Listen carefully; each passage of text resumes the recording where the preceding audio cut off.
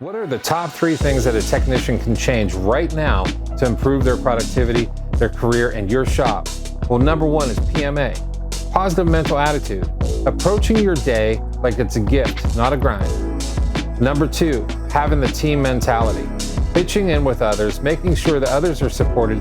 They're going to support your technicians back. You're going to build culture. Your technicians are going to build a team. Number 3, training.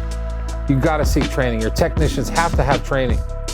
You get more production and fewer comebacks if your technicians will sacrifice and grind to get training so they can be better at their jobs and not rely on false resources.